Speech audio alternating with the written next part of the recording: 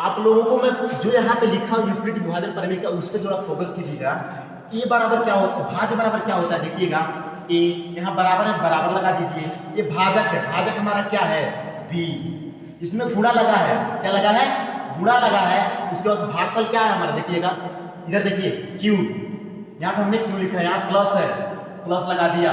शेषफल हमारा क्या है आर, यही तो हमारा यूक्लिड विभाजन प्रमेय का है, यही तो है। अब इसी से हम लोगों को क्या करना है, निकालना है यूक्लिड विभाजन प्रमेय का। हमको क्या ज्ञात करना है, एचसीएफ ज्ञात करना है, ठीक है। किसका एचसीएफ ज्ञात करना था हम लोगों को, लिख लेते हैं यहाँ पे, क्या था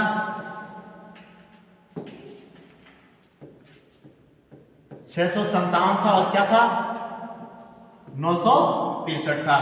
आइए हम इसको यूक्लिड विभाजन प्रमेय से ज्ञात करते हैं। यूक्लिड विभाजन प्रमेय को हम स्टेप बाय स्टेप लिखना होता है, ठीक है। अगर डायरेक्ट में आपको यूक्लिड विभाजन प्रमेय लगा तो ये बराबर bq प्लस r, आपको समझ में नहीं आएगा। लेकिन उससे पहले मैं आपको एक भाग करके बता देता हूँ, फिर इसको करूंगा तो फिर आपको समझ में आएगा। आइए हम भाग देते हैं। जब हम भाग विधि से एचसीएफ निकालते हैं तो जो सबसे छोटा होता है, क्या होता है, जो सबसे छोटा होता है उससे भाग देते हैं। इसमें जो सबसे बड़ा अंश होता है,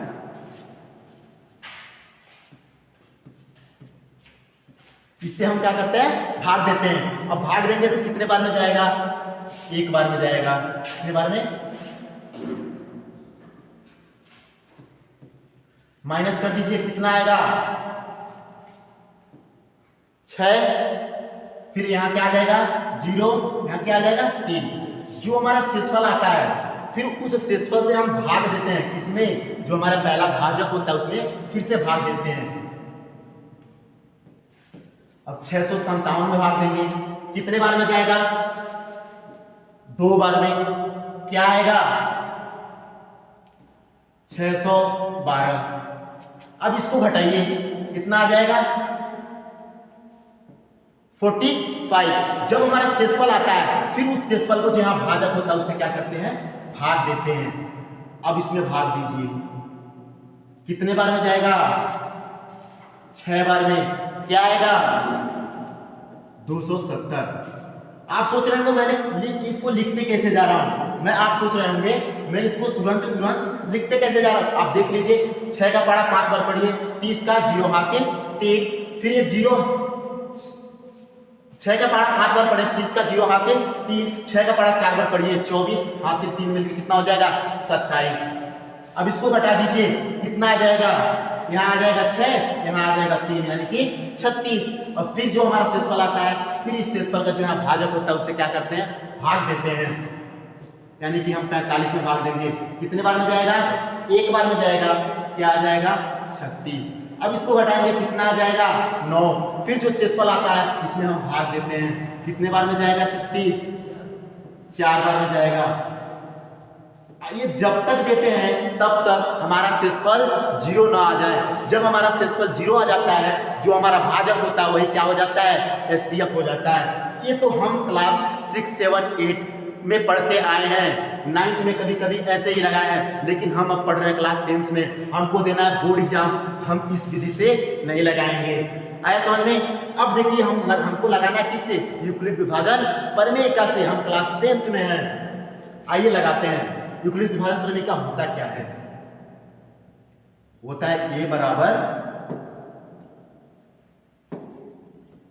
बराबर बी क्यू प्लस आर होता है।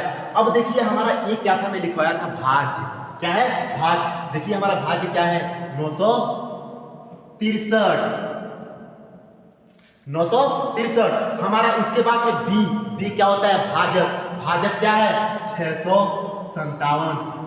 क्यू लगा है, गुणा में है, क्यू क्या होगा हमारा भागफल, यानी कि गुणे 1। उसके बाद से आप प्लस लगा है, प्लस लगा दीजिए आर, हमारा शेषफल क्या आया है 306 हो गया। अब देखिएगा, अब जो हमारा ये निकल के आया है इसमें सबसे बड़ा कौन है, सबसे बड़ा कौन है यहाँ 306। अब यहाँ देखिएगा 306 से भाग दें किसमें 657 में, हमारा शेषफल क्या आया है 306। यहाँ पे हमारा भाज्य क्या है 657। 1 मिनट सॉरी, यहाँ पे क्या होगा 306। अब देखिए जब हम 306 से भाग दे रहे हैं तो हमारा भाज्य क्या हो रहा है 657, यानी कि ए अब क्या हो जाएगा, ये हो जाएगा हमारा 657। अब देखिए हमारा बी क्या होगा, इसमें 306 भाजक की तो बी होता है, यानी कि 306 गुणे कितना, यानी कि भागफल क्यू गुणे भागफल कितना आया है 2। हमारा शेषफल कितना आया है 40 का 45 है, समझ में। अब देखिए फिर जब हम 45 से भाग दे रहे हैं तो हमारा भाज्य क्या है 306। अब देखिए इसमें भाजक क्या है 45 गुणे भागफल, भागफल कितना आया है 6। उसके बाद हमारा शेषफल कितना आया है 36, यानी कि 36 को क्या कर देंगे हम जोड़ देंगे। ये प्रोसेस तब तक चलता रहेगा जब तक हमारा शेषफल यानी कि r 0 न आ जाए। जब हमारा r 0 आ जाता है जो हमारा b वाला टर्म होता है यानी भाजक होता है वो हमारा HCF हो जाता है। चलिए इसको करते हैं।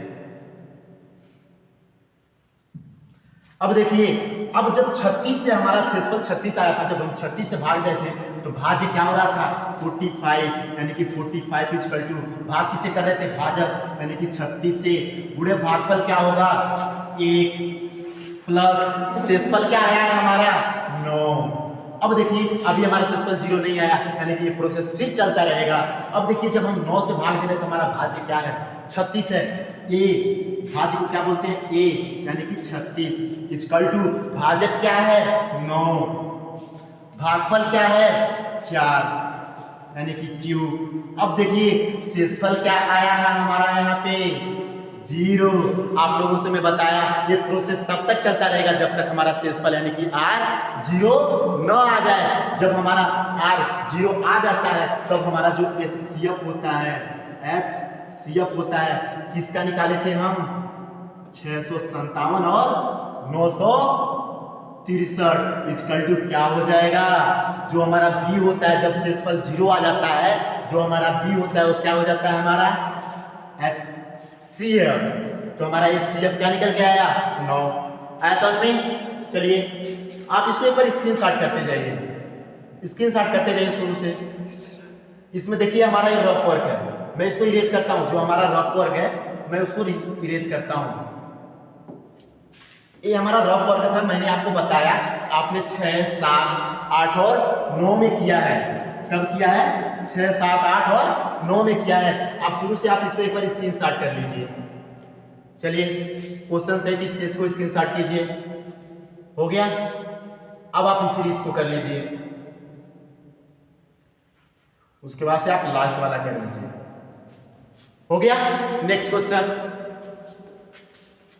अब नेक्स्ट क्वेश्चन देखिए क्या दिया 225 का HCF और LCM ज्ञात कीजिए। क्या पूछ रहा है HCF और LCM ज्ञात कीजिए। अब यहाँ पे सोच रहे होंगे कि आप सर तो पहले बताए थे केवल HCF ज्ञात करने के लिए, अब तो यहाँ पे LCM भी ज्ञात करने के लिए दे दिया। कोई बात नहीं, मैं आपको बताता हूँ करने के लिए कैसे करना है। फिर से वही फंडा लगाएंगे, यूक्लिड विभाजन प्रमेय का लगाएंगे। किसका किसका निकालना था हमको, निकालना है 135 और 225 का। अब यूक्लिड विभाजन प्रमेय क्या होता है, क्या A बराबर BQ प्लस R।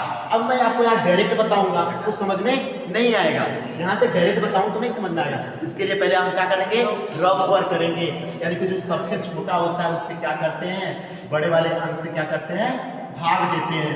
क्या है यहाँ पे 225 कितने बार में जाएगा, एक बार में जाएगा। एक बार में क्या आएगा 135, कितना आ जाएगा यहाँ पे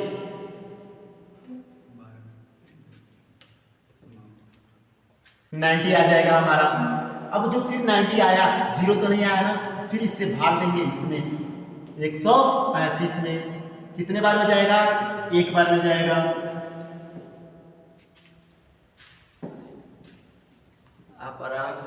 कितने बार में जाएगा 135 बार, 90 भाग देंगे एक बार में जाएगा 135 में, कितना आ जाएगा यहाँ पे 90, कितना आ जाएगा यहाँ पे 45। अब फिर हम 45 से क्या करेंगे भाग देंगे, कब तक जब तक कि शेषफल हमारा 0 ना आ जाए, यानी कि 90 आ गया। ये कितने बार में जाएगा, ये जाएगा 2 बार में, क्या आ जाएगा 90। शेषफल क्या आ गया हमारा 0। अब देखिए जब शेषफल 0 आ गया जो हमारा भाजक होता है वही क्या हो जाता है HCF हो जाता है। आइए हम उसको यूक्लिड विभाजन करेंगे, कैसे लिखते हैं, लिखेंगे तो A बराबर क्या हो जाएगा, भाज्य क्या है 225 बराबर भाजक क्या है 135, भागफल क्या है यानी Q 1 आया, शेषफल क्या आया है प्लस का 90। अब फिर देखिए हमारा R 0 नहीं है, ये पूरे से फिर चलता रहेगा, फिर जब 9 से भाग दिए हैं 90 से भाग दिए हैं हमारा भाज्य क्या है 135 है, यानी कि 135 इक्वल टू भाग किससे दिए हैं 90 से, यानी भाजक है यानी कि B है 90। हमारा Q क्या है भागफल, भागफल कितना आया है 1, और हमारा R क्या है शेषफल, शेषफल कितना आया 45। ठीक, अब फिर हमारा शेषफल 45 नहीं आया, हम फिर इसको करते जाएंगे। अब देखेंगे जब 45 से भाग दे रहे थे तो हमारा भाज्य क्या था 90। अब किससे दे रहे थे 45 से, भागफल क्या आया था 2, शेषफल क्या आया है हमारा 0। अब देखिए हमारा जो R जब 0 आ जाता है, जो हमारा B होता है वो क्या हो जाता है HCF हो जाता है, जो हमारा B होता है वो क्या हो जाता है HCF हो जाता है, यानी कि हो जाएगा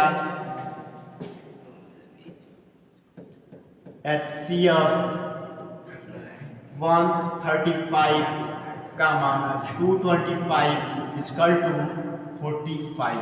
अब तो हमारा ये निकल के आया HCF, क्या निकल के आया HCF निकल के आया। और हमें इसमें LCM भी पूछा है, क्या पूछा है LCM भी पूछा है। तो हम लोग जानते हैं जो LCM होता है, क्या LCM होता है जो पहली संख्या और दूसरी संख्या के गुणनफल, यानी पहली संख्या और दूसरी संख्या का गुणा कर दें बराबर LCM गुणे HCF होता है। और आप और हम ये बात को जानते हैं, यानी कि पहली संख्या हमारा जब A हो जाए गुणे दूसरी संख्या B हो जाए बराबर किसके होता है LCM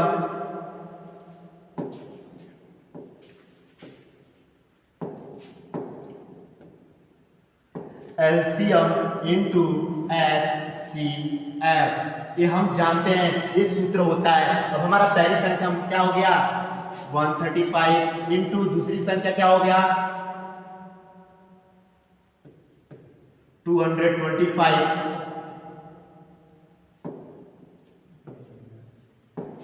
इक्वल लगाया, इक्वल लगा दीजिए। LCM हमको नहीं पता है, LCM हमको क्या है नहीं पता है, पर HCF तो हमको पता है, यहां से निकला है क्या 45। अब कुछ नहीं पक्षांतर कर दीजिए, LCM निकल के आ जाएगा आपका। LCM इक्वल टू हो जाएगा, LCM यही पे है 135 इंटू 225 बाई 45। आया समझ में। अब देखिए अब ऐसे आ गया आप होंगे सर कैलकुलेशन तो लंबा चौड़ा आ गया, कैसे इसको काटे, कैसे करें, कोई बात नहीं, इसको काटिए, इससे काट सकते हैं 5 से काटिए, कितने बार में जाएगा 9 बचे 45, इसको भी 5 से काटिए, 5 दूना 10, इसमें बचा कितना 3, 10 तो आ गया, 3 बचा ना, यहां जाएगा तो 35 हो जाएगा, क्या हो जाएगा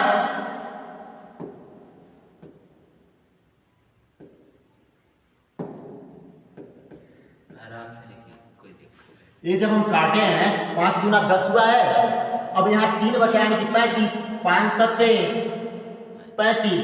अब एक और देखिए 3 त्रिकी 9, 9 त्रिक 27, 3 एकम 3, 3 त्रिकी 9।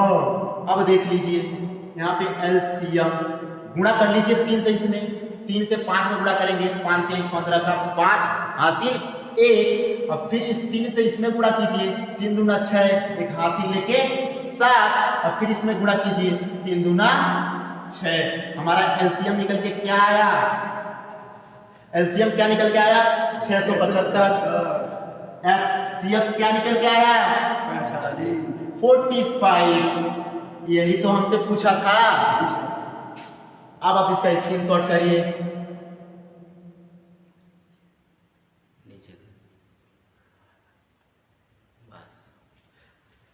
जो रफ वर्क है उसको इरेज कर दीजिए।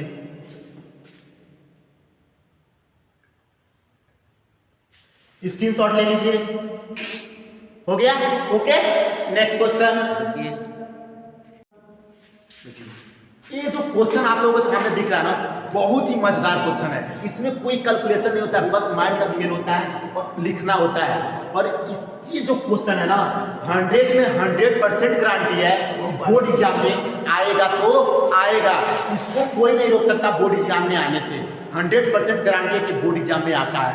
तीसरा क्वेश्चन देखिए क्या किया करा है, प्रमाणित कीजिए कि √3 यानी कि करड़ी में 3 एक अपरिमेय संख्या है। प्रमाणित कीजिए या सिद्ध कीजिए, क्या कीजिए, प्रमाणित कीजिए या सिद्ध कीजिए। कह रहा है कि प्रमाणित या सिद्ध कीजिए कि √3 एक क्या है, अपरिमेय संख्या है। हमको इसको अपरिमेय संख्या सिद्ध करना है। हम मान लेते हैं √3 क्या है, एक परिमेय संख्या है।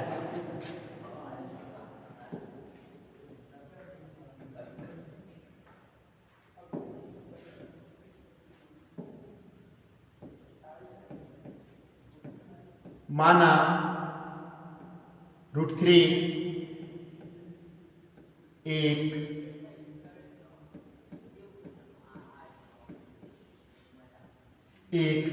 परिमेय संख्या है। क्या है,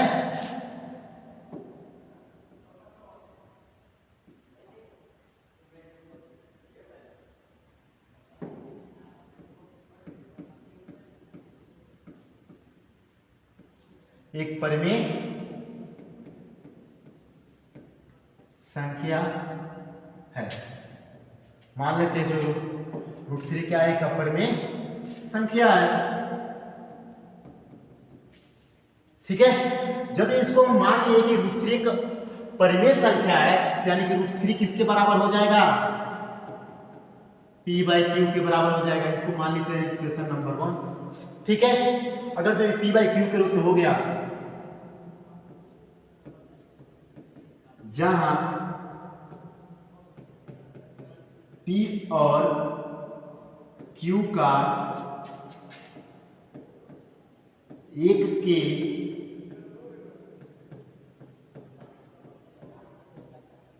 अतिरिक्त अन्य कोई, देखते रहिएगा ध्यान से, अन्य कोई उभयनिष्ठ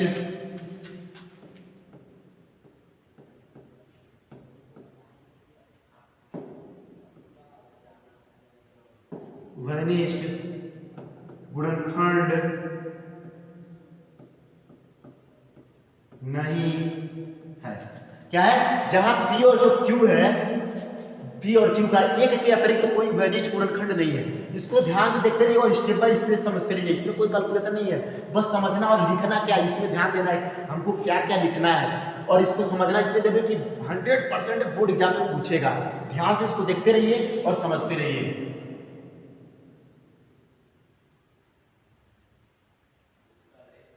ठीक है, जहां p और q का एक के अतिरिक्त कोई उभयनिष्ठ गुणनखंड नहीं है। अब देखिए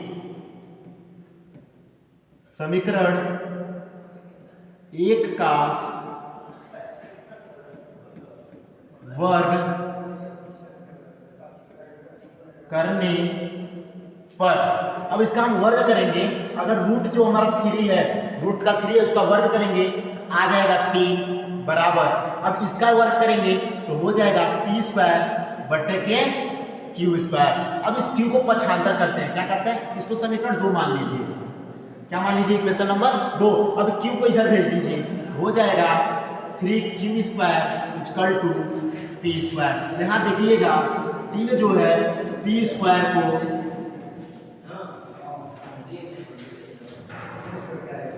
को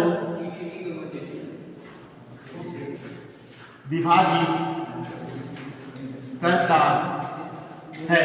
जो यहाँ 3 है क्या कर रहा है, p² को विभाजित कर रहा है। जब उसके वर्ग को विभाजित कर रहा है, जाहिर सी बात है 3 p को भी विभाजित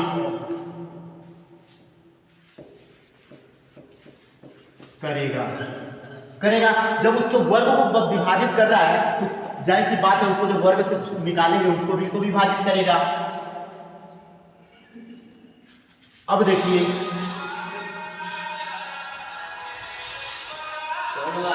बैकग्राउंड हट जाएगा। माना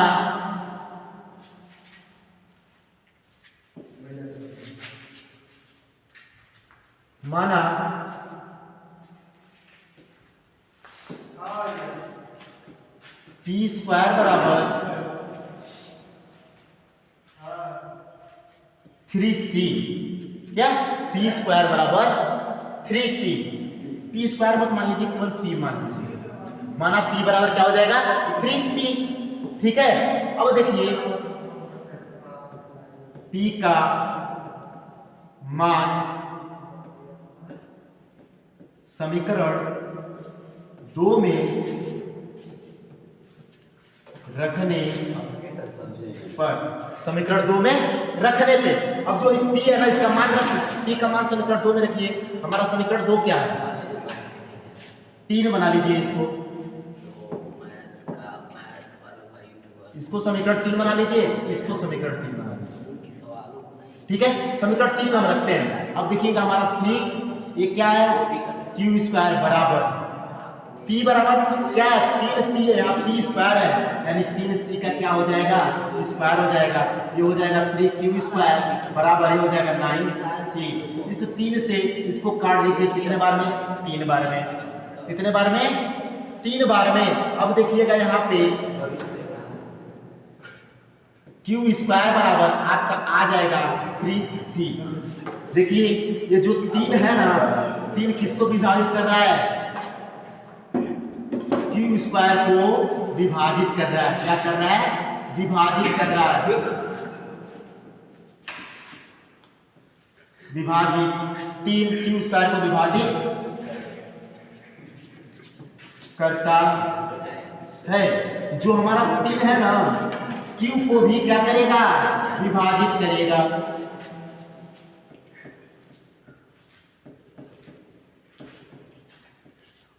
क्यू को क्या करेगा विभाजित करेगा। एक चीज आप यहां पे देखिएगा, यहां पे देखिएगा जो यहाँ 3 है पी स्क्वायर को भी विभाजित कर रहा है, पी को यानी कि पी को भी विभाजित कर रहा है। फिर देखिए जो यहाँ पे 3 है क्यू स्क्वायर को विभाजित करता है तो क्यू को भी विभाजित करेगा। यानी कि जो हमारा 3 है ना, जो हमारा 3 है क्या क्या है पी और क्यू का एक उभयनिष्ठ गुणनखंड है। क्या है जो हमारा 3 है 3 पी और क्यू का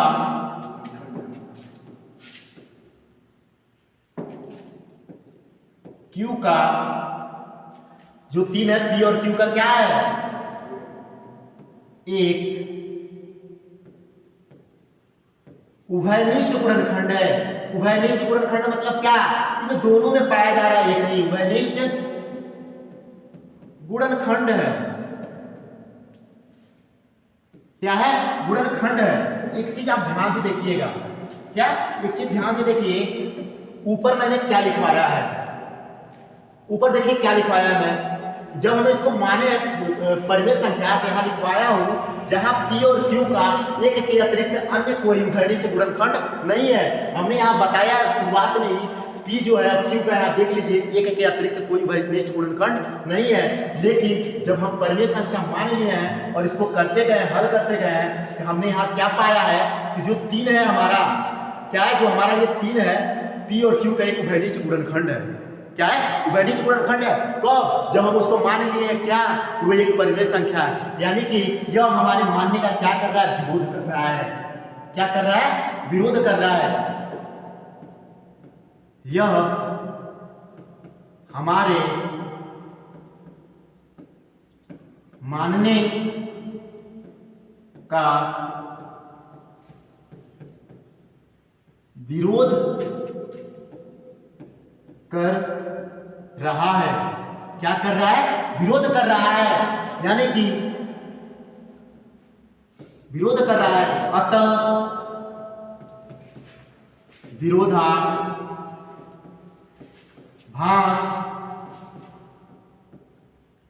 विधि से, विरोधाभास विधि से क्या हो जाएगा,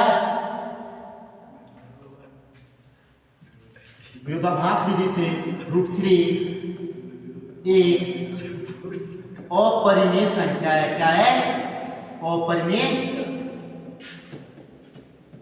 संख्या है। यहाँ ये हमारा सिद्ध हो गया। बोर्ड एग्जाम में कभी कभी यही क्वेश्चन 5 नंबर का पूछता है, तो कभी कभी यही क्वेश्चन 3 नंबर का पूछता है। तो आप इसको स्क्रीनशॉट कर लीजिए। क्या कर लीजिए? स्क्रीनशॉट कर लीजिए। आप इसको स्क्रीनशॉट कर लीजिए।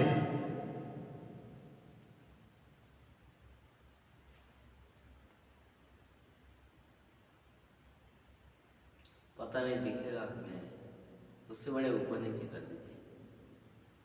इसको मैं 2 पेज में बनाता हूं। कोई बात नहीं, आराम से वो हो जाएगा। अरे इसमें हाँ, इसमें आगे कर देना, ऊपर नीचे। क्वेश्चन सहित आप इसको स्क्रीनशॉट कीजिए। हो गया?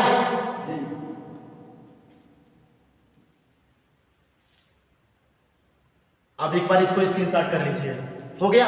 अब ध्यान से मेरी बातों को सुन लीजिए। ये बोर्ड एग्जाम में 100% गारंटी है, कभी 3 नंबर से तो कभी 5 नंबर से पूछता है। हाँ, ये हो सकता है कि हमारे क्वेश्चन में जो था, हमारे क्वेश्चन में था यहाँ क्या था? √3 था। यहाँ पे √5 हो सकता है, √2 हो सकता है, लेकिन ये पूछता जरूर है। या तो √3 हो जाए, √5 हो जाए, या √2 हो जाए। पूछेगा तो जरूर पूछेगा, 100% गारंटी है। ठीक है, चलिए नेक्स्ट क्वेश्चन। यहां पे दिया है 468 और 156 का एचसीएफ ज्ञात कीजिए। क्या कीजिए? देखिए चौथा क्वेश्चन कर रहा है 468 और 156 का एचसीएफ ज्ञात कीजिए। क्या ज्ञात कीजिए? एचसीएफ ज्ञात कीजिए। आपको पता है, आप क्लास 10th में आप किससे ज्ञात करेंगे? यूक्लिड विभाजन प्रमेयिका से। किससे? यूक्लिड विभाजन प्रमेयिका से। इसके पहले मैं आप लोगों को 2 क्वेश्चन बता चुका हूं, इसलिए ये क्वेश्चन होगा आप लोगों को HW, यानी कि ये क्वेश्चन होगा आप लोगों के होमवर्क में। चलिए हम देखते हैं नेक्स्ट क्वेश्चन। इसका आंसर आप कमेंट में जरूर हमको दीजिएगा। ठीक है, नेक्स्ट क्वेश्चन देखिए। ये कह रहा है 15 और 10 का एचसीएफ और एलसीएम ज्ञात कीजिए। क्या कीजिए? एचसीएफ और एलसीएम। इसमें देखिएगा एचसीएफ और एलसीएम दोनों पूछ रहा है। एचसीएफ तो आप यूक्लिड विभाजन प्रमेयिका से ज्ञात कर लेंगे, लेकिन एलसीएम कहां से ज्ञात करेंगे? एलसीएम कहां से ज्ञात करेंगे आप? आइए देखते हैं कैसे ज्ञात होगा। अब देखिए यूक्लिड विभाजन प्रमेयिका जो हमारा होता है, A = BQ + R होता है। अब देखिए जो बड़ा होता है, यानी कि जब भाग देना स्टार्ट करते हैं हम, तो छोटे से बड़े में भाग देते हैं। किससे? छोटे से बड़े में। जिससे भाग देते हैं तो वो तो छोटा होता है, जिसमें भाग देना वो क्या होता है? बड़ा होता है, यानी कि वही भाज्य होता है। यानी कि हमारा जो बड़ा है वही क्या हो जाएगा? यहाँ पे 15 हो जाएगा। अब किससे भाग देना है? 10 से। 10 क्या हो जाएगा? भाजक हो जाएगा। और जब 10 से 15 में भाग देंगे तो कितने बार में जाएगा? एक बार में ही तो जाएगा। शेषफल कितना आएगा? 5 ही तो आएगा ना। अब देखिए, अब फिर यहाँ पे देखिए तो जो हमारा B है वही हमारा क्या हो जाता था? दूसरी बार में भाज्य हो जाता था। और जो हमारा शेषफल रहता था वो भाजक हो जाता था। अब जब 5 से भाग देंगे 10 के लिए तो कितने बार में जाएगा? कितने बार में जाएगा? 2 बार में जाएगा। अब हमारा शेषफल क्या आएगा? 5 × 10, शेषफल तो हमारा क्या आएगा? 0 आएगा। 0 आएगा। जब हम आप लोग बताए, जब हमारा R 0 आ जा रहा था तो हमारा जो B होता था क्या हो जाता था? HCF हो जाता था। यानी कि HCF 10 और 15 = कितना हो जाएगा? 5। ठीक है, कितना हो जाएगा? 5। अब हमको एलसीएम भी ज्ञात करना था। तो जब हमको कोई 2 संख्या पता हो और उसका एचसीएफ पता हो, तो एलसीएम ज्ञात करने के लिए मैं दूसरे क्वेश्चन में आप लोगों को एक सूत्र बताया हूं। क्या? पहली संख्या गुणे दूसरी संख्या बराबर एलसीएम × एचसीएफ।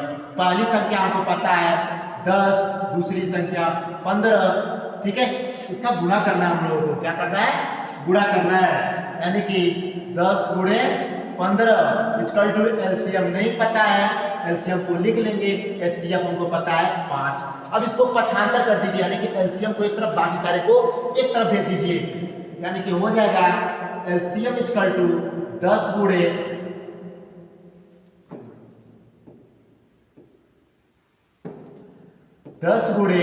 15/5। 5 एकम 5, 5 गुना 10, 2 से 15 को गुणा करेंगे तो हमारा एलसीएम क्या निकल के आ जाएगा 15 गुना 30। एचसीएफ क्या निकल के आया है हमारा 5। यही तो पूछ रहा था हमारा। चलिए इसका स्क्रीनशॉट लीजिए, हो गया। Next question. अब देखिए यहाँ यदि दो संख्याओं का गुणनफल दिया हो, क्या दिया हो गुणनफल, यानी कि दो संख्या गुणनफल क्या ए और बी, ए गुणे बी, वही तो दिया है यहाँ पे ए गुणे बी। दो संख्याओं का गुणनफल कितना दिया है 552 और उनका एलसीएम दिया है 23, तो उनका एलसीएम क्या होगा? अब देखिए दिया क्या है, दो संख्याओं का गुणनफल दिया है, यानी कि a इंटू बी दिया है क्या 552। उसके बाद से देखिएगा क्या दिया है हमारा HCF दिया है। क्या दिया है HCF।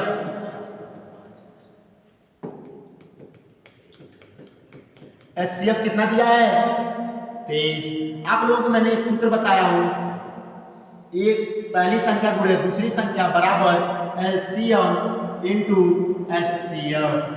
क्या HCF हमारा ए और बी दे दिया हमको, क्या दोनों गुणा करके 552। एलसीएम हमको बताना है, HCF हमारा क्या दिया है 23। 75 कर दीजिए, एलसीएम इक्वल टू 552 बट्टा का 23। कितना 552 बट्टा का 23। अब देखिए ये थोड़ा सा अटपटा है, अब इसको मैं भाग कैसे दूं, यानी कि काटूं कैसे, इसका आंसर कितना आएगा? कोई बात नहीं, ये देख लीजिए आप 23 से कम 23, 23 का 2 में गुणा कीजिए, 23 गुना कितना होगा, इधर रफ वर्क कर लीजिए। 23 गुना कितना होगा मैं आप लोगों को बता रहा हूँ, हमको पता है 23 गुना क्या आएगा, 23 गुना 46 आएगा। आइए हम लोग गुणा करके देख लेते हैं। 23 गुना क्या हो जाएगा 3 दूना 6, 2 दूना 4। अब देखिएगा यहाँ 23 है, यहाँ क्या है, यहाँ 46 आया और यहाँ 55 आया। अगर जो हम 23 से 55 को काट दें तो हमारा 46 ही तो होगा। दो बार में अगर हम इसको काटते हैं, देखिएगा यहाँ ध्यान से, दो बार में काटते हैं तो यहाँ तो 46 ही हुआ और 46 और यहाँ तो 55 था, यानी कि क्या बचा 9 और बचा, यहाँ क्या हो गया 92 यानी 92 हो गया। और फिर इसको जब करेंगे तो 23 चौक को देख लीजिए क्या आएगा, 23 चौक को आएगा हमारा, 23 चौक को क्या आएगा 23 चौक को आएगा हमारा 92। कितना आएगा 92। 3 चौक को 12 का 2, हाथ से 1, 4 दूना 8, 9, यहाँ पर 92 ही तो आ रहा था, यानी कि ये भी कट गया, यानी कि हमारा एलसीएम निकल के आ गया क्या 24। यही तो पूछ रहा था एलसीएम क्या होगा। स्क्रीनशॉट, इसको रफ को क्या कीजिए इरेज कर दीजिए। आप इसका स्क्रीनशॉट ले लीजिए, हो गया। चलिए नेक्स्ट क्वेश्चन। अब यहां देखिए क्या दिया है, द्वारा 240 और 1024 का एचसीएफ और एलसीएम ज्ञात कीजिए। क्या कर रहा है एचसीएफ और एलसीएम दोनों पूछ रहा है, एचसीएफ और एलसीएम ज्ञात कीजिए। आइए हमको इसको करते हैं। ऐसा क्वेश्चन तो मैंने 2 क्वेश्चन आपको बता चुका हूं, होमवर्क है तो क्या कर दूं जी सर। चलिए कर देते हैं इसको, कोई बात नहीं। किसका निकालना है 240 और 1024 का, किससे निकालेंगे यूक्लिड विभाजन परिमेय से। हम इसको डेरिवेटिव में कर सकता हूं, जैसे इसका छोटा वाला क्वेश्चन था मैंने आपको समझाया कर लिया।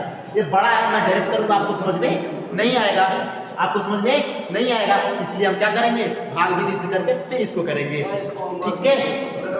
होमवर्क दे दीजिए, हम कर लेंगे होमवर्क दे दें। बाकी लोग कौन नहीं कर पाएगा हाथ उठाइए, नहीं कर पाएंगे, सारे लोग कर लेंगे। चलिए ठीक है, जब सारे लोग कर लेंगे तो आप इसको मैं होमवर्क दे देता हूँ, ठीक है। कमेंट में आंसर जरूर बताइएगा, ठीक है। Next question. चलिए अब देखिए और मजेदार क्वेश्चन, जो मैंने आप लोगों को तीसरा क्वेश्चन बताया था √3 एक अपरिमेय संख्या सिद्ध कीजिए, उसी का ये जुड़वा भाई है। क्या है जो √3 था ये ना, √3 उसको सिद्ध करना था अपरिमेय संख्या, उसी का जुड़वा भाई है। आप लोगों को एक बात पता होना चाहिए, 2 भाई होते हैं तो कभी किसी भी फंक्शन में बुलाया जाता है तो कभी कभी दोनों भाइयों को बुला दिया जाता है, कभी कभी एक भाई को बुलाया जाता है। अगर दोनों भाइयों को बुलाया गया तो दोनों भाइयों को करना आपको आना चाहिए कि नहीं। और जहां एक भाई को बुलाया गया वहां भी आपको करना चाहिए, आना चाहिए। जब दो भाई हैं तो कोई भी फंक्शन होगा तो या तो दोनों को बुला देंगे। ठीक उसी प्रकार ये दोनों भाई हैं, √3 और ये 7 गुणे √5, ये दोनों क्या है, भाई हैं, इनको बुलाया जा सकता है ना। कभी बोर्ड एग्जाम में तो दोनों क्वेश्चन दे सकता है, दोनों भाई हैं तो किसी फंक्शन में दोनों को बुला दिया जाता है। कभी अकेले भाई चला जाता है कि जाओ तुम, मैं घर का काम देख लूंगा। तो ठीक उसी प्रकार ये भी है, कभी कभी दोनों क्वेश्चन पूछ देता है, कभी कभी एक पूछता है। तो एक पूछेगा तो कौन पूछेगा, कोई भी पूछ सकता है ना। जैसे मैं आपको √3 सिखाया हूँ वैसे इसको भी कर लीजिए, सीख लीजिए, जो आ जाए वो कर लीजिएगा। ओके चलिए, अब मैं आपको बताया हूँ जब इसमें प्रमाणित करने के लिए बोल रहा है, लेकिन सिद्ध करने के लिए बोल रहा है, और सिद्ध करने के लिए बोल रहा है क्या, सिद्ध कीजिए। 7 गुणे √5 एक अपरिमेय संख्या सिद्ध करने के लिए बोल रहा है ना। तो ये अपरिमेय संख्या सिद्ध करने के लिए बोल रहा है, हम इसको मान ले रहे हैं। क्या मानेंगे, ये क्या है, परिमेय संख्या है। क्या है, परिमेय संख्या है। यानी कि लीजिए, माना 7 × √5 एक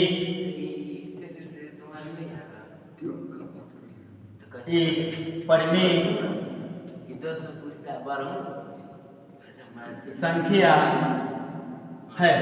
जब हम परिमेय संख्या मान लेंगे तो क्या हो जाएगा, 7 × √5 किसके बराबर हो जाएगा, P/Q के बराबर हो जाएगा। अब इसको पक्षांतर कर दीजिए, जो हमारा 7 है गुणा में गिराएगा तो किसमें हो जाएगा, भाग में हो जाएगा। यानी कि √5 = P/7 Q हो जाएगा। क्या हो जाएगा, P/7 Q हो जाएगा। इसको हम मान लेंगे इक्वेशन नंबर 1, यानी समीकरण नंबर 1 मान लेंगे। ठीक है, अब देखिए यहाँ जो देखा जाएगा, हम देखें क्या समीकरण 1 में हम देखेंगे तो जो हमारा क्या है, √5 है। क्या है, √5 है, जो क्या है, जो अपरिमेय संख्या। क्या है, अपरिमेय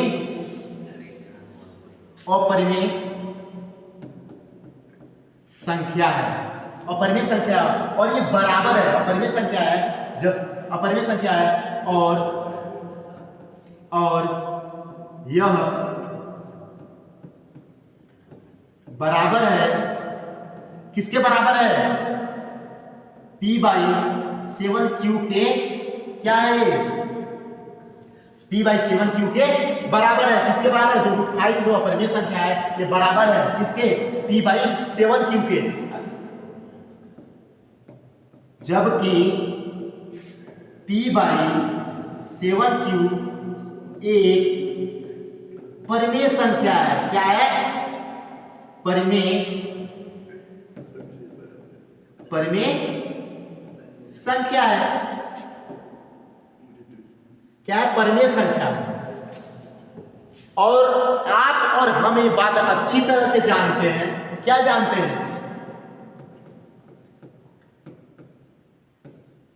परिमेय संख्या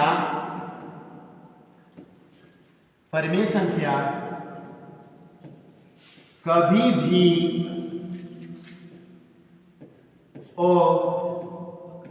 अपरिमेय संख्या के बराबर नहीं हो सकती। क्या नहीं हो सकती, अपरिमेय संख्या परिमेय संख्या के बराबर नहीं हो सकती।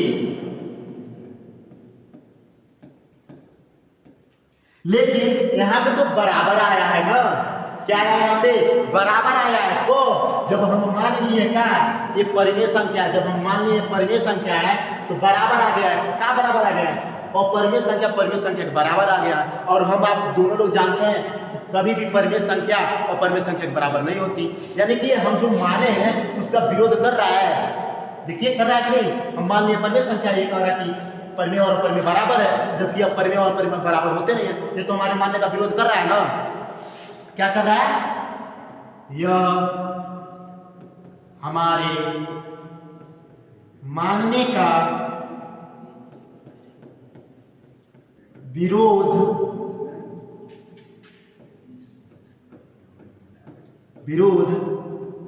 करता है। क्या कर रहा है, विरोध करता है।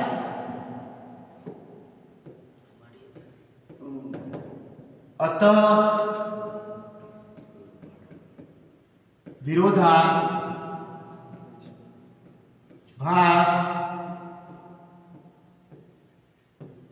विधि से, अतः विरोधाभास विधि से क्या हो जाएगा 7 इंटू रूट में 5 एक अपरिमेय संख्या है। क्या है? अपरिमेय संख्या है। चलिए इसका स्क्रीनशॉट कर लीजिए।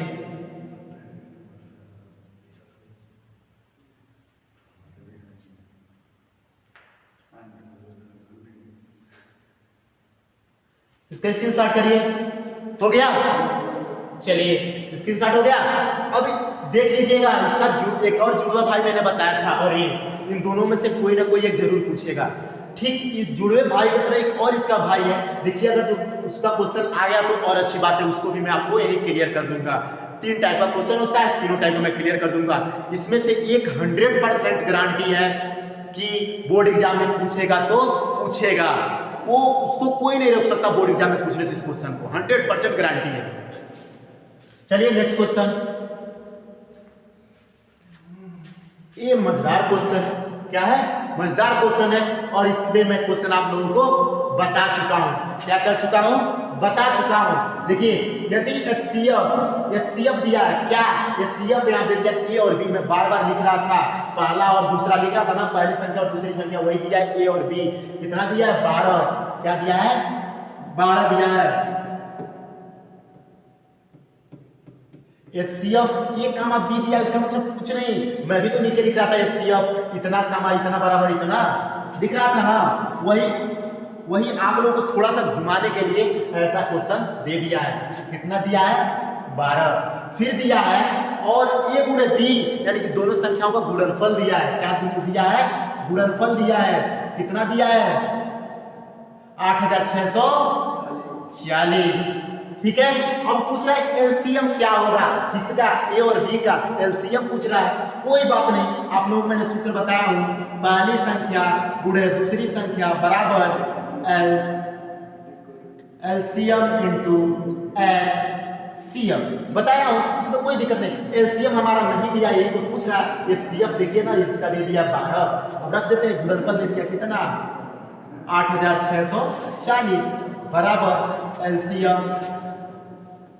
एलसीएम हमको नहीं पता है, लेकिन हम उसका क्या एचसीएफ तो पता है ना।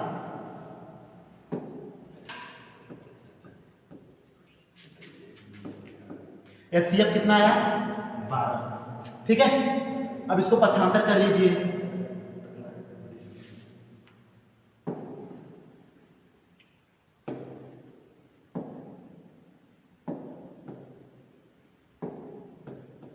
क्या हो जाएगा? 8640 बट्टा का 12।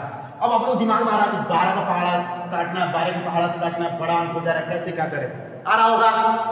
आ रहा है कि नहीं आ रहा है आपके दिमाग में? कोई बात नहीं, 12 का पहाड़ा पढ़िए, कितने बार में जाएगा? नहीं, 12 का पहाड़ा याद नहीं, कोई बात नहीं, हम इसका गुणा करके चेक कर लेंगे। क्या करके गुणा कर लेंगे? गुणा करके। आइए चेक करते हैं। अगर जो हम 12 का 6 बार में करें तो 12 6 का 72 होता है, नहीं जाएगा। 12 से 84 होता है। अब मैंने तो पहाड़ा याद है, मुझे आपको बता दिया, लेकिन होता है कि नहीं? आइए यहाँ चेक कर लेते हैं। 7 से 7 दूना 14 का 4 हासिल 1, 7 एकम 7 हासिल लेकर कितना हो जाएगा? 8। यानी कि 12 सत्ते क्या होता है? 84। 12 एकम 12, यहाँ काट देंगे, 12 सत्ते 84, लेकिन यहाँ का 86, 84 काटे, 2 बचा है। क्या बचा है? 2 बचा है। यहाँ 2 लिखेंगे तो कितना हो जाएगा? 24। अब 12 दूना 24, यहाँ 0 बचा है, 0 लगा दीजिए, यानी कि हमारा एलसीएम क्या निकल के आ जाएगा? 720। यही तो पूछा था। हो गया? स्क्रीनशॉट ले लीजिए, रफ पर तो आप मिटा दीजिए। स्क्रीनशॉट हो गया? चलिए नेक्स्ट क्वेश्चन मिलते हैं बहुत ही मजेदार क्वेश्चनों के साथ, जो कि हमारे बोर्ड एग्जाम के लिए 100% की गारंटी के साथ। जो मैंने बताया 2 क्वेश्चन तो जुड़वा भाई थे, उन्हीं का ये भी पटीदार है, उन्हीं के पटीदार में से ये भी आता है। आप दो भाई जुड़वा पैदा होते हैं उनके पटीदार होते हैं ना, ठीक उसी प्रकार दो भाई जो जुड़वा पैदा हुए उन्हीं के भी पटीदार है। देखिए इसमें प्लस लगा के दे दिया, इसके पहले मैं केवल रूट वाला बताया था, उसके बाद से 2 दिया यहाँ पे। देखिए ये भी गुणा करके तो लिख सकता था ना, ठीक वैसे ही गुणा करके दे दिया। अब एक +3 कर दिया। अब यहाँ कंफ्यूज हो जाएंगे, सर तो हमको 2 तरीके बताए थे, तीसरा तरीका नहीं बताए थे, है कि नहीं? कोई बात नहीं, तीसरा तरीका भी मैं आप लोगों को बता देता हूँ। आइए अब क्या करना, देखिए दिया कि 3 + 2 √5 एक अपरिमेय संख्या सिद्ध कीजिए। इसके पहले क्या कर रहा था, इसके पहले क्या कर रहा था, 7 इसके पहले देखिए क्या कर रहा था क्वेश्चन में, 7 5 परिमाणित करें। क्या करने के लिए बोला था, परिमाणित करने के लिए बोल रहा था। अब देखिए क्या बोल रहा है, सिद्ध करने के लिए बोल रहा है। कोई बात नहीं, क्या करना, दिखाना है हमको, क्या 3 + 2 √5 एक अपरिमेय संख्या दिखाना है हमको, यही तो दिखाना। कोई बात नहीं, अपरिमेय संख्या दिखाना है, हम मान लेंगे अपरिमेय संख्या। तुमको और हम क्या वो माने, हम अपना मानेंगे, क्यों? आइए मान लेते हैं। माना 3 + 2 √5 एक परिमेय संख्या है। क्या है, परिमेय संख्या है।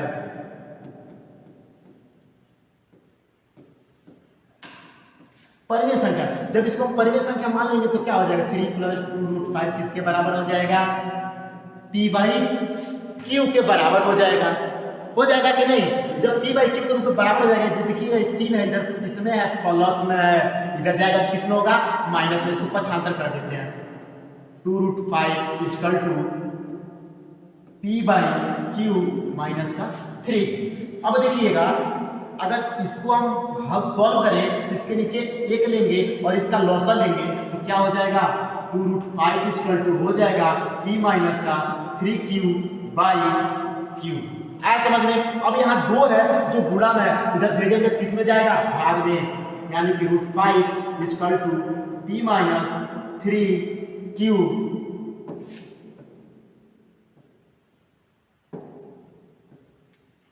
3Q। अब देखिए यहाँ पे जो यहाँ पे गुणा था, इधर भेजेंगे तो किसमें हो जाएगा, भाग में, यहाँ क्या हो जाएगा, Q हो जाएगा। अब देख लीजिए, इसको मान लीजिए क्या, इक्वेशन नंबर 1, समीकरण नंबर 1। अब देख लीजिएगा, समीकरण 1 में √5 एक अपरिमेय संख्या है और बराबर, क्या है, बराबर है, क्या है, बराबर है, किसके बराबर है, P - 3Q/2Q के बराबर है। और P - 3Q/2Q क्या है, बराबर है किसके, P - 3Q/2Q के बराबर है, जो कि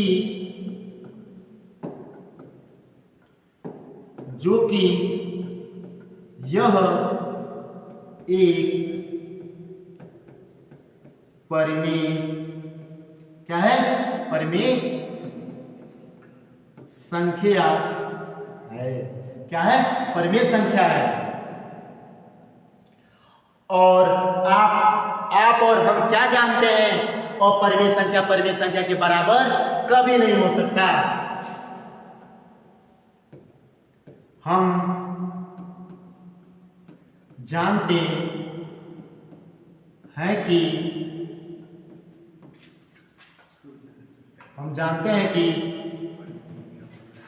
अपरिमेय संख्या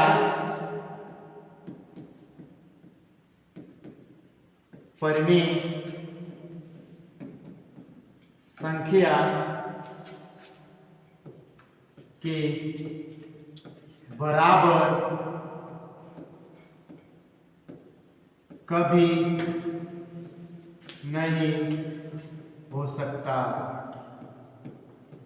क्या, जो अपरिमेय संख्या परिमेय संख्या के बराबर कभी नहीं हो सकता, ये बात हम जानते हैं। और यहाँ पे क्या आया है, रूट 5 एक परमेय संख्या जो बराबर है किसके, p-3q/2 के, जो कि ये क्या है, एक परमेय संख्या है और ये कभी बराबर हो नहीं सकता। और बराबर हो क्यों रहा है, क्यों हो रहा है?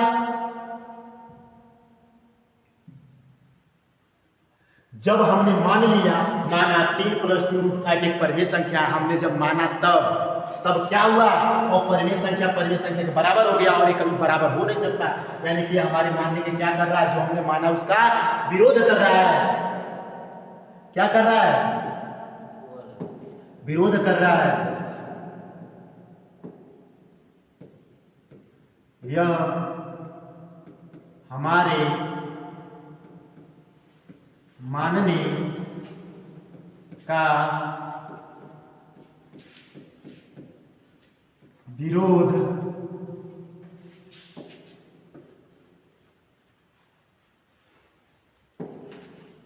यह हमारे मानने का विरोध करता है। अतः विरोधाभास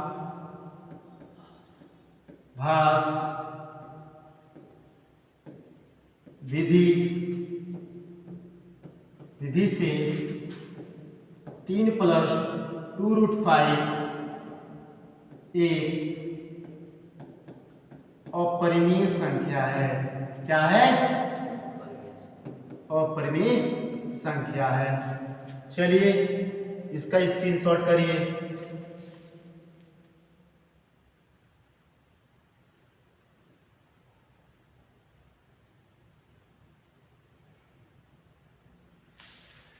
स्क्रीनशॉट कर लिए, हो गया।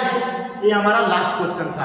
आप लोगों को मैंने 2 क्वेश्चन होमवर्क में दिया है और एक और बात, क्या, एक और बात, मैंने जो कल वीडियो अपलोड किया था, उसमें एक क्वेश्चन का आंसर गलत आया था। क्या आया था, गलत आया था। उस क्वेश्चन में बोला था कि एक त्रिभुज है, क्या है, एक त्रिभुज है जिसका रेडियस यानी त्रिज्या दिया था 14 सेंटीमीटर। क्या दिया था, जो उसमें त्रिज्या दिया था, आर दिया था, क्या, 14 सेंटीमीटर दिया था, जो मैंने कल वीडियो अपलोड किया था। जाके आप प्लेलिस्ट में वीडियो देख लीजिएगा। वो भी बहुत इंपॉर्टेंट क्वेश्चन है जो हमारे एनसीईआरटी से बनाया गया था और बोर्ड एग्जाम के नजर में रखते हुए बनाया गया था। बहुत ही इंपॉर्टेंट क्वेश्चन है। उसमें से मैंने कल एक मेंसुरेशन का क्वेश्चन बनाया था। वृत्त से दिया था कि किसी वृत्त का त्रिज्या दिया है 14 सेंटीमीटर। कितना दिया है, 14 सेंटीमीटर। तो बोला था उसके क्षेत्रफल, क्या, उसके क्षेत्रफल और क्या, परिधि में, किसमें, परिधि में अनुपात, क्या पूछा था, अनुपात पूछा था। उसके क्षेत्रफल और परिधि में अनुपात क्या होगा, ठीक है। तो इसका अनुपात ज्ञात करने से पहले हमको पता होना चाहिए क्षेत्रफल का कैसे निकलता है और परिधि कैसे निकलता है, उसका सूत्र क्या होता है। आपको पता है जो क्षेत्रफल होता है वो होता है πr²। और किसका अनुपात निकालना था, परिधि का, यानी कि बट्टे का, परिधि का क्षेत्रफल क्या होता है, परिधि निकालने का सूत्र क्या होता है, 2πr। इसी का अनुपात हमसे पूछा था। क्या पूछा था, अनुपात पूछा था। आप देखिएगा r से स्क्वायर कट जाएगा, पाई से पाई कट जाएगा। अब यहाँ देखिएगा r का मान क्या है आपका 14 और यहाँ बचा है क्या 2, 2 एकम 2, 2 सत्ते 14, यानी कि निकल के आया 7/1। इसका अनुपात पूछा था। अनुपात क्या हो जाएगा, 7/1। ये इसका होगा राइट आंसर। आया समझ में। आप लोगों में से किसी ने इसका आंसर कमेंट करके नहीं बताया, यानी कि आपने ध्यान से इसको देखा नहीं और समझा नहीं। आप जाके प्लेलिस्ट में इस वीडियो को देख लीजिएगा, ठीक है। मिलते हैं अगले वीडियो में ऐसे ही मजेदार बोर्ड एग्जाम के क्वेश्चनों के साथ।